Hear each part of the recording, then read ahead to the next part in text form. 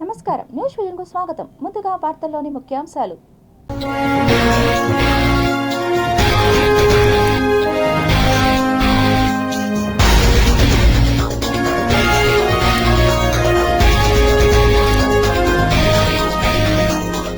మహిళా శక్తికి ఆలంబన. 125 ఏళ్ల చరిత్రలో తొలిసారిగా ఆస్ట్రేలియా ఆర్మీ చీఫ్గా మహిళ. ఘనంగా డాక్టర్ బిఆర్ అంబేద్కర్ జయంతి వేడుకలు. వాడవాడలా పండుగ వాతావరణం. ఏపీ కేబినెట్ లో మార్పులు. లోకేష్ మార్క్, పవన్ ప్లాన్, బాబు స్ట్రాటజీ. సాంకేతిక చరిత్రలో సరికొత్త అధ్యాయానికి శ్రీకారం. వేదికగా మారనున్న అమరావతి.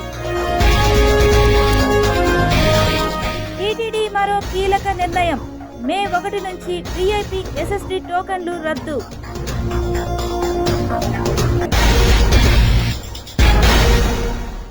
సాంకేతిక చరిత్రలో సరికొత్త అధ్యాయానికి శ్రీకారం చుట్టబోతోంది ఆంధ్రప్రదేశ్. ప్రపంచ క్వాంటమ్ డే పురస్కరించుకుని ఓ కీలక ఘట్టానికి రాష్ట్రం వేదిక కానుంది. అమరావతి క్వాంటమ్ వ్యాలీలో భాగంగా ఈ రోజు ఎస్ఆర్ఎం యూనివర్సిటీ మేధా టవర్స్లో 2 వేర్వేరు క్వాంటమ్ కంప్యూటర్ టెస్ట్ బెడ్స్ను ముఖ్యమంత్రి చంద్రబాబు నాయుడు ప్రారంభించనున్నారు. అమరావతి కేంద్రంగా ఆవిష్కృతం అవుతున్న క్వాంటమ్ రెఫరెన్స్ ఫెసిలిటీతో టెక్ శకంలో నూతన అధ్యాయానికి నాంది పడనుంది.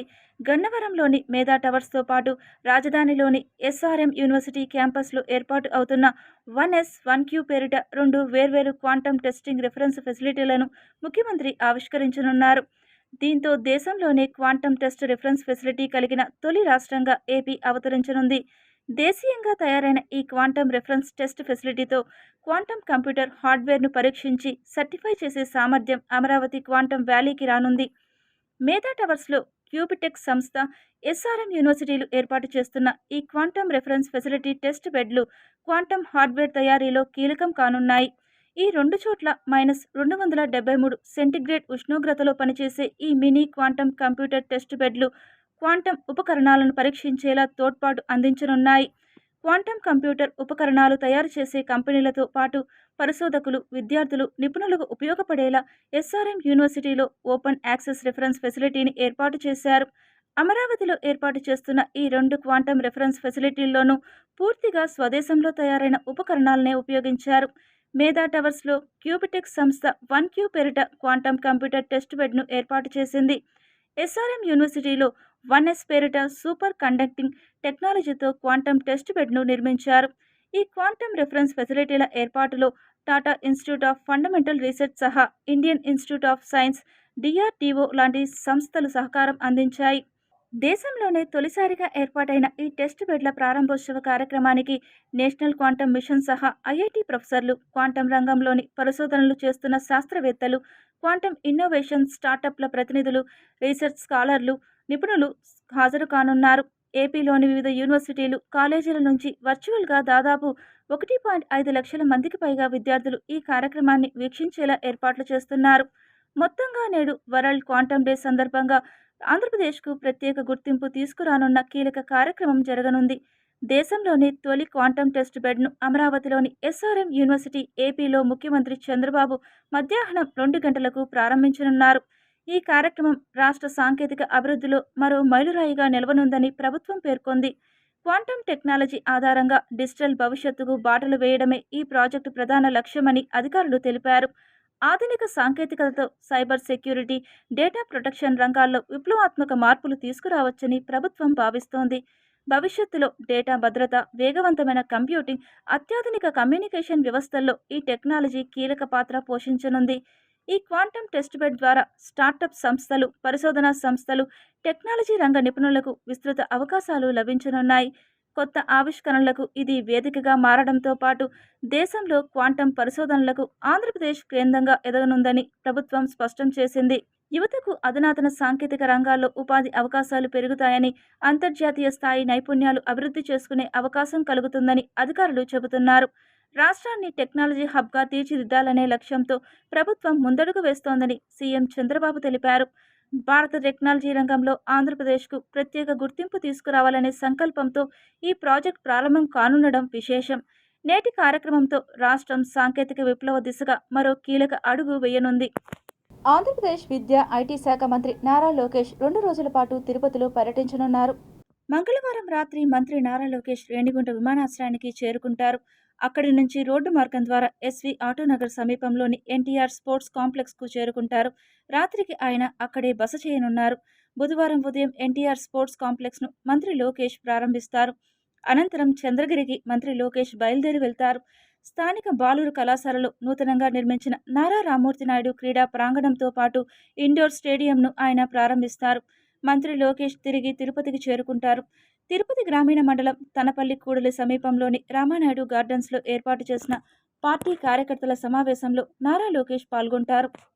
ప్రపంచం గర్వించదగ్గ మేధావి డాక్టర్ బిఆర్ అంబేద్కర్ 135వ జయంతిని పురస్కరించుకొని ఆయన విగ్రహానికి పూలమాల వేసి ఘన నివాళులర్పించారు. బాబాసాహెబ్ కన్నకలల సాధనకు యువత ముందుకు రావాలని పిలుపునిచ్చారు.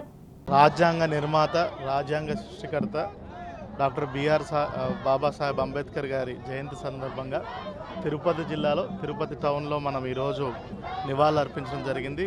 జిల్లా ఎస్పీ గారు, అదేవిధంగా అందరూ ప్రజాప్రతినిధులు, అధికారులు, ప్రజలందరూ కూడా ఈరోజు బాబాసాహెబ్ అంబేద్కర్కి నివాళులు అర్పించడం జరిగింది.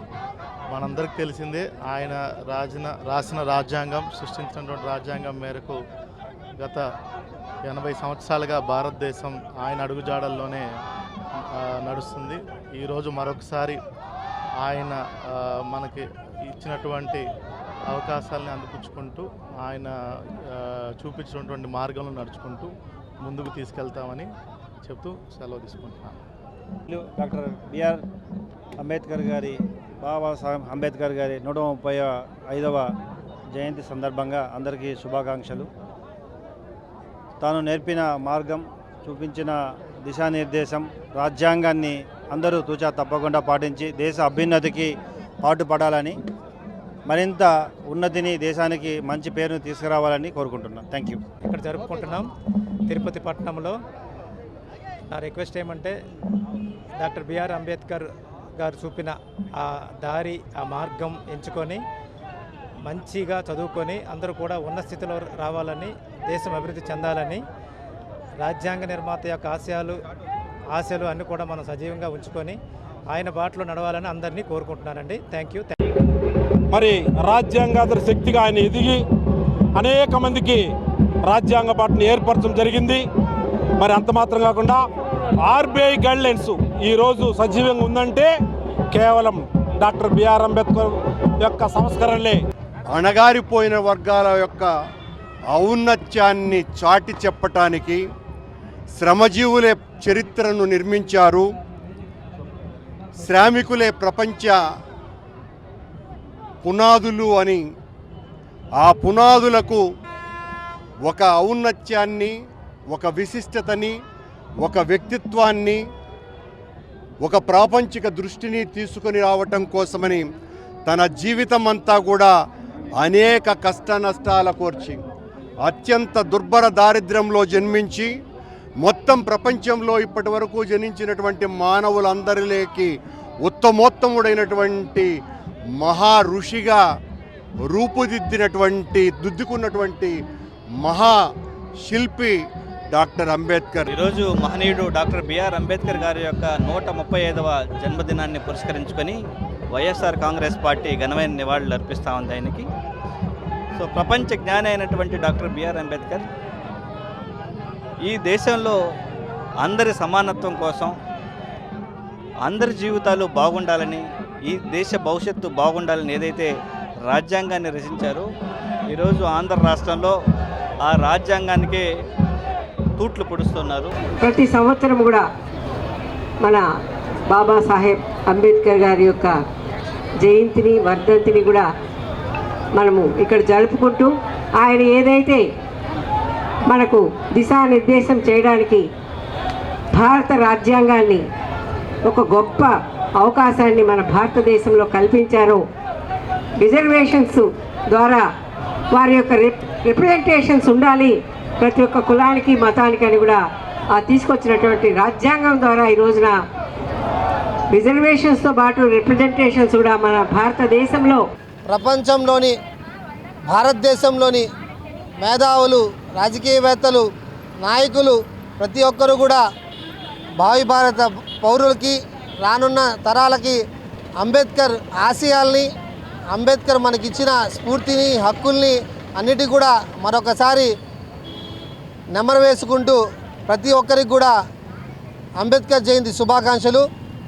తిరుపతి పవిత్ర పుణ్యక్షేత్రాన్ని ఆకతాయిల వెకిలి చేష్టలతో భంగం కలిగించాలని చూస్తే పోలీస్ శాఖ ఉపేక్షించబోదని ఎస్పీ సుబ్బరాయుడు తెలిపారు. తిరుమల శ్రీవారి దర్శనార్థం నిత్యం వేలాది మంది తిరుపతికి విచ్చేస్తుంటారని, విచ్చేసిన యాత్రికులకు ఎటువంటి ఇబ్బందులు కలగకుండా చూడవలసిన బాధ్యత నగర పౌరులపై ఉందని తెలిపారు. ముఖ్యంగా ఇటీవల టెంపుల్ సిటీలో చూసినట్లయితే మద్యం సేవించి రాత్రిపూట బైక్ రేసింగ్లు, యూటీజింగ్ వంటివి చేయడం సమంజసం కాదని, మరోసారి ఇటువంటి వాటికి పాల్పడితే పోలీస్ శాఖ కఠిన చర్యలు తీసుకుంటుందని హెచ్చరించారు. ట్రాఫిక్ నిబంధనలు ఉల్లంఘించిన వారిపై చర్యలు తీసుకుంటామని, ప్రజల భద్రత ప్రధాన లక్ష్యమని తెలిపారు. తిరుపతి జిల్లా వ్యాప్తంగా రాత్రి వేళల్లో ఓపెన్ పోలీసింగ్, విస్తృత తనిఖీలతో కట్టుదిట్టమైన చర్యలు తీసుకుంటున్నామని, డ్రంక్ అండ్ డ్రైవ్పై ఉక్కుపాదం మోపుతున్నామని తెలిపారు. ఆంధ్రప్రదేశ్ రాష్ట్రాన్ని క్రీడాంధ్రప్రదేశ్గా తీర్చిదిద్దేందుకు కూటమి ప్రభుత్వం అనునిత్యం శ్రమిస్తుందని శాప్ చైర్మన్ రవినాయుడు తెలిపారు. మీరు ఒక్కసారి గుర్తు చేసుకుంటే ఇదే ప్రాంతంలో యువనేత నారా లోకేష్ గారు పాదయాత్ర జరుగుతున్న టైంలో ఒక స్టూడెంట్ క్వశ్చన్ వేశారు. ఇక్కడికి ఒక మంచి గ్రౌండ్ లేదు, గ్రాస్ గ్రౌండ్ లేదు, ఆడుకునే పరిస్థితి లేదు, మీరు గ్రౌండ్ నిర్మాణం చేస్తారా అని అడిగారు. ఆ రోజు లోకేష్ గారు ఒక మాట ఇచ్చారు, మేము అధికారంలోకి వస్తానే, కూటమి అధికారంలోకి వస్తానే స్పోర్ట్స్ మీద ప్రత్యేక దృష్టి సారిస్తాం, దాంతోపాటు తిరుపతిలో కూడా బెస్ట్ ఇన్ఫ్రాస్ట్రక్చర్ ఇవ్వడానికి మేము పనిచేస్తామని కూడా చెప్పడం జరిగింది. ఆ ప్రామిస్ ఏదైతే ఉందో ఆ ప్రామిస్ని కూడా ఇక్కడ ఫుల్ఫిల్ చేయడం జరిగింది. ఇది ఒకటి. దీంతో పాటు రెండవది, మన కూతవేటు దూరంలో ఉన్న చంద్రబాబు నాయుడు గారు చదువుకున్న ఏదైతే స్కూల్ ఉందో బాయ్స్ హై స్కూల్ చంద్రగిరి, ఆ బాయ్స్ హై స్కూల్లో కూడా 3,20,00,000తో మల్టీపర్పస్ యూజేజ్గా ఇండోర్ స్టేడియంను నిర్మాణం చేయడం జరిగింది. 2 బ్యాడ్మింటన్ కోర్టులు, chess, table tennis, gym, yoga సెంటర్ను అక్కడ పెట్టడం. అదేవిధంగా ఒకప్పుడు చంద్రగిరి హాకీకి హబ్బుగా ఉండేది, ఖేలో ఇండియా సెంటర్ కూడా ఉండేది. అక్కడే రజనీ గారు 2 టైమ్స్ ఒలింపిక్ పార్టిసిపేషన్ చేసిన రజనీ గారు అక్కడే ట్రైన్ అయ్యి ఒలింపిక్ స్థాయికి వెళ్ళడం జరిగింది.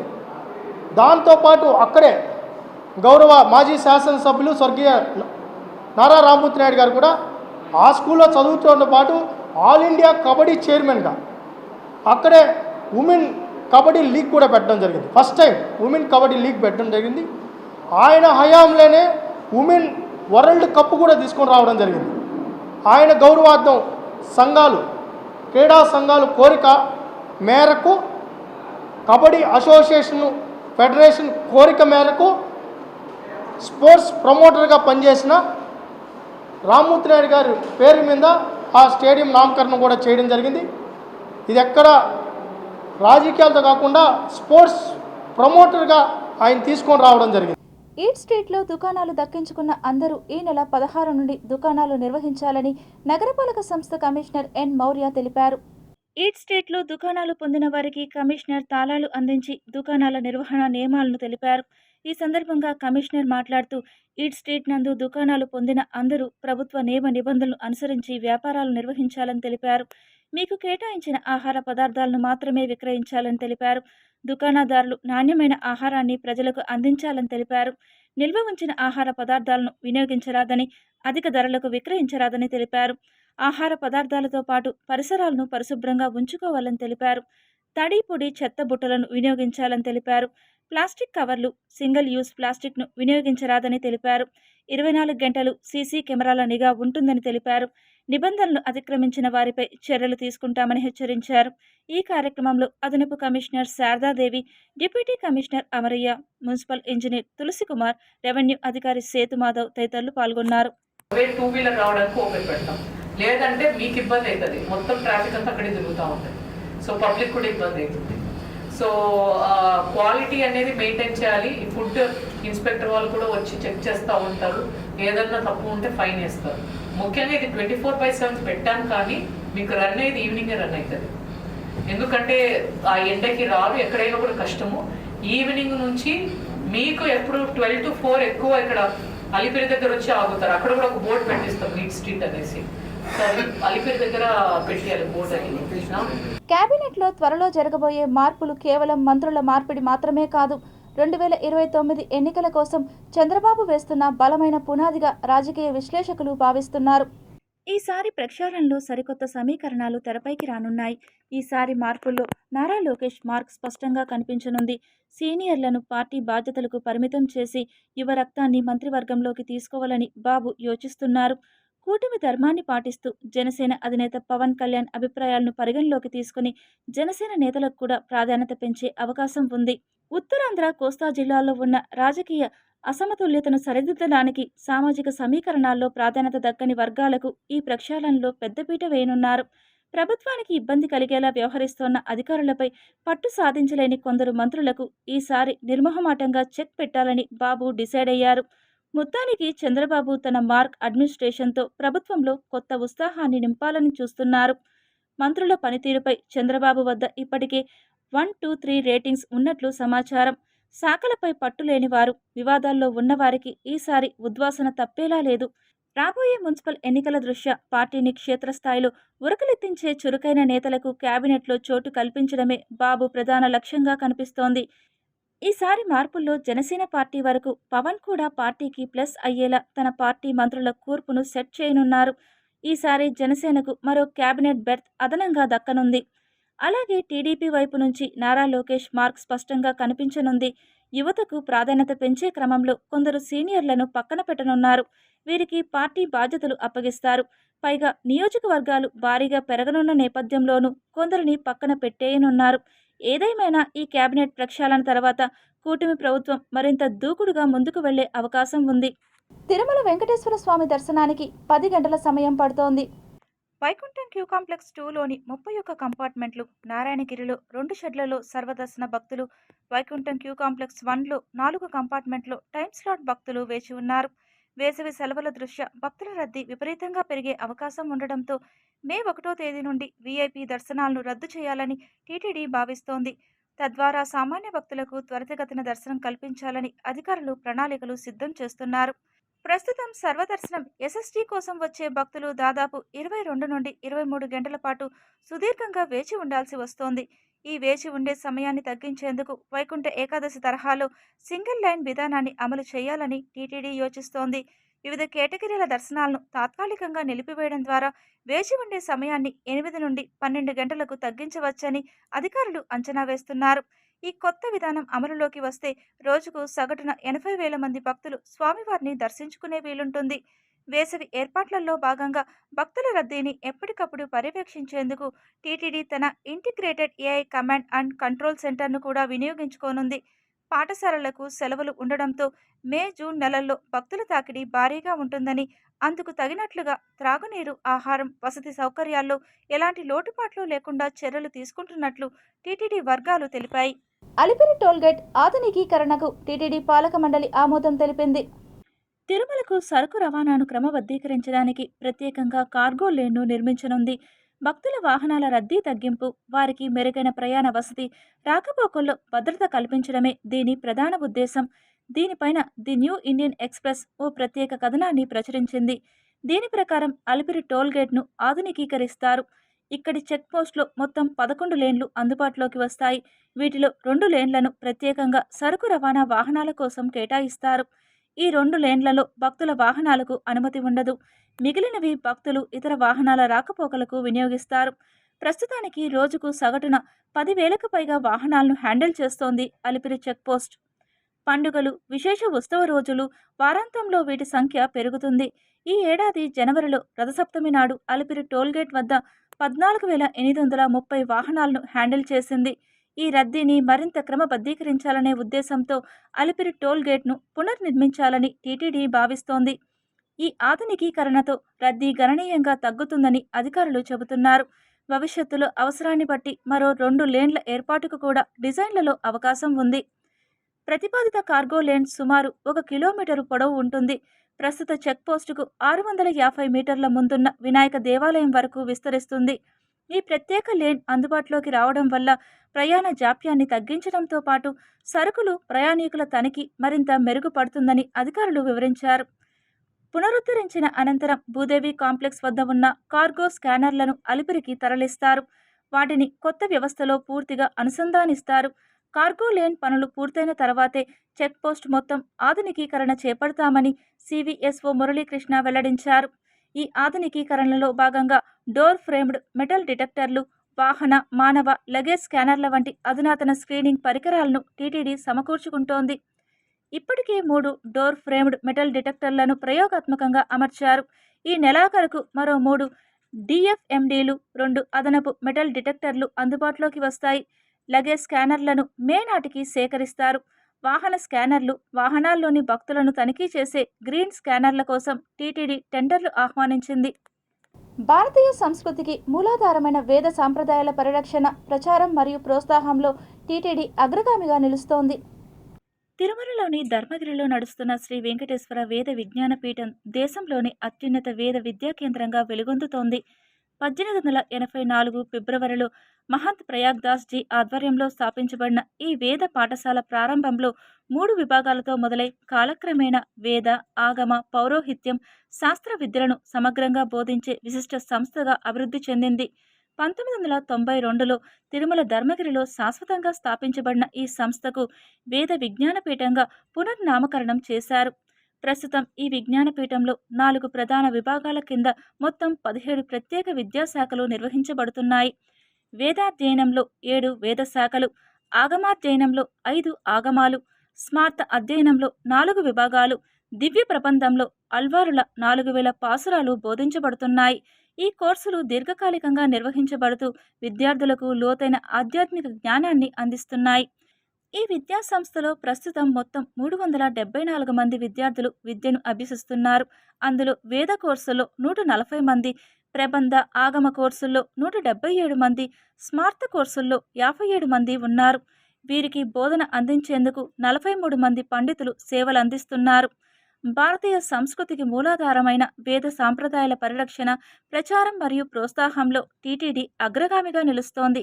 ఈ దిశగా తిరుమలలోని ధర్మగిరిలో నడుస్తున్న శ్రీ వెంకటేశ్వర వేద విజ్ఞానపీఠం దేశంలోనే అత్యున్నత వేద విద్యా కేంద్రంగా వెలుగొందుతోంది. పలమనేరు నియోజకవర్గం పెద్దపంజాని మండలం రైస్ పుల్లింగ్ ముఠాను అరెస్టు చేశారు పోలీసులు. 12వ తారీఖు ఈ నెల 12వ తారీఖు ఈవినింగ్ 8 గంటలకి వాళ్ళని ఈ రాయలపేట పక్కన ఆంజనేయ స్వామి గుడి దగ్గర పిలిపించడం జరిగింది. అతనితోన 1 లక్ష రూపాయలు కూడా అడ్వాన్స్ తీసుకోవడం జరిగింది. తీసుకున్న తర్వాత ఇంకా రిమైనింగ్ డబ్బులు ఒక 4 లక్షలు ఇవ్వాలని అతనికి చెప్పగా అతనికి అనుమానం వచ్చి దాన్ని ఆ చేతిలోకి తీసుకొని దాన్ని చెక్ చేయగా నార్మల్గా కనిపించిందని, ఆ కనిపించిన తర్వాత ఇది ఏం మహిమలు ఉన్నట్లు కనిపించలేదు కదా అని చెప్పేసి దాన్ని ప్రశ్నించడం, వాళ్ళు అక్కడి నుంచి పారిపోవడం, ఈ విధంగా 1 లక్ష రూపాయలు చీటింగ్ చేసేసి వెళ్ళిపోయినారు. అది 12వ తారీఖు మేము ఎఫ్ఐఆర్ చేసినాము. పంజాన్ ఎస్ఐ మారప్ప గారి ఆధ్వర్యంలో ఒక 4 బీసీని స్పెషల్ టీమ్గా ఏర్పాటు చేసి నిన్న అరెస్ట్ చేయడం జరిగింది. అందులో 4 మాత్రమే దొరికారు.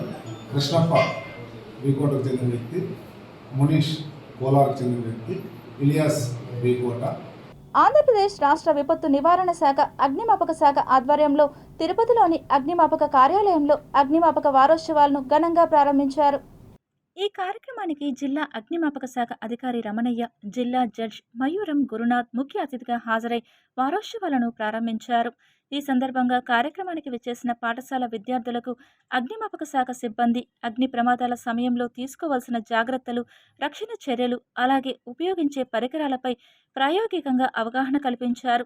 ఫైర్ ఇంజన్లు, అగ్ని నివారణ పరికరాల వినియోగంపై విద్యార్థులు ఆసక్తిగా తెలుసుకున్నారు.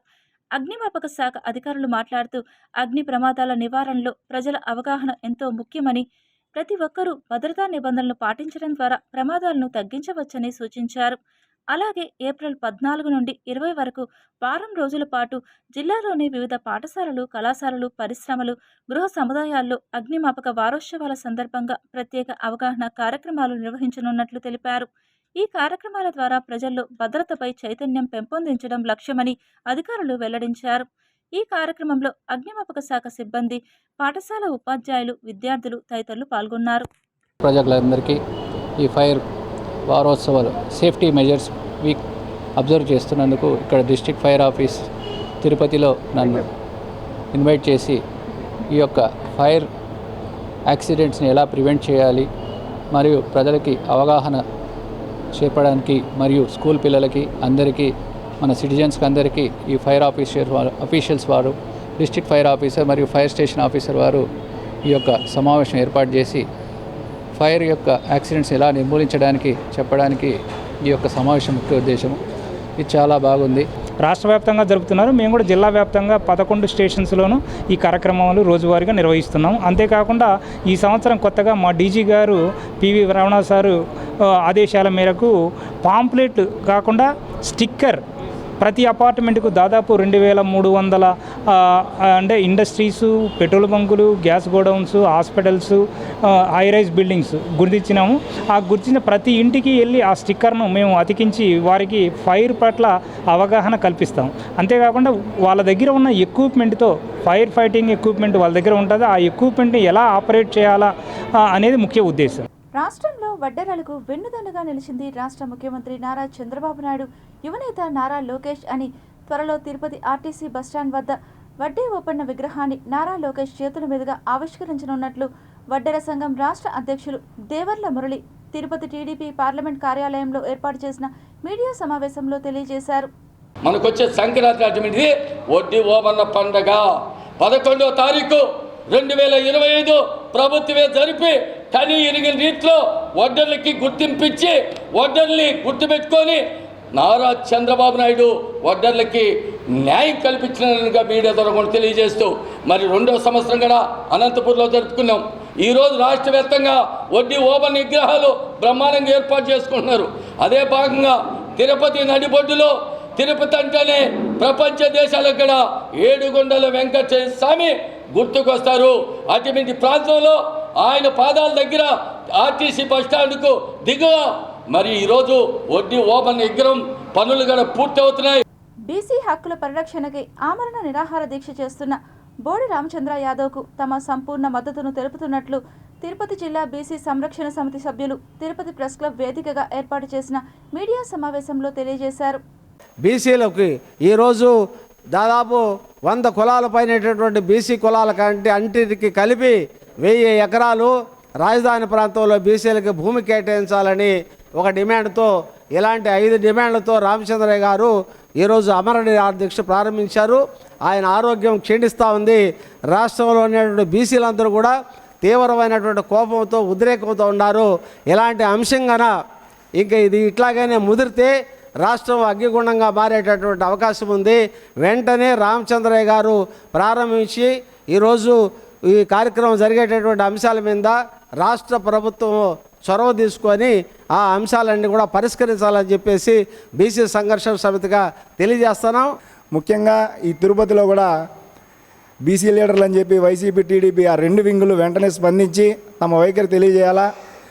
ఇప్పటికే ఆయన దీక్షకి మద్దతు పలికి బడుగు బలహీన వర్గాల ఆశాజ్యోతి అయినటువంటి వంగవీటి రంగా గారి కుమార్తె ఆశా కిరణ్ గారు నిన్న వెళ్ళి ఆయనకి సంపూర్ణ మద్దతు తెలియజేయడం జరిగింది. Tirupati bullion gold jewellery and silver merchants association సమాచారం మేరకు తిరుపతి లోకల్ బులియన్ మార్కెట్లో బంగారం, వెండి ధరలు ఇలా ఉంటాయి. 24 క్యారెట్ల బంగారం 10 గ్రాముల ధర 1,56,600 రూపాయలు. 22 క్యారెట్ల బంగారం 1 గ్రాము ధర 14,110 రూపాయలు. వెండి 1 కేజీ ధర 2,59,000 రూపాయలు. రీటైల్ వెండి 1 గ్రాము ధర 264 రూపాయలుగా ఉంటుంది. వార్తలు ముగించే ముందు ముఖ్యాంశాలు మరోసారి చూద్దాం.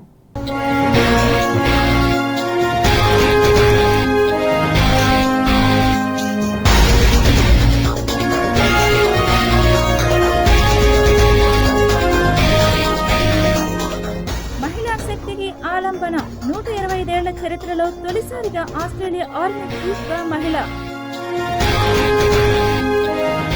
ఘనంగా డాక్టర్ బిఆర్ అంబేద్కర్ జయంతి వేడుకలు, వాడవాడల పండుగ వాతావరణం. ఏపీ కేబినెట్ లో మార్పులు, లోకేష్ మార్క్, పవన్ ప్లాన్, బాబు స్ట్రాటజీ. సాంకేతిక చరిత్రలో సరికొత్త అధ్యాయానికి శ్రీకారం, వేదికగా మారనున్న అమరావతి. టీటీడీ మరో కీలక నిర్ణయం, మే 1 నుంచి VIP SSD టోకన్లు రద్దు.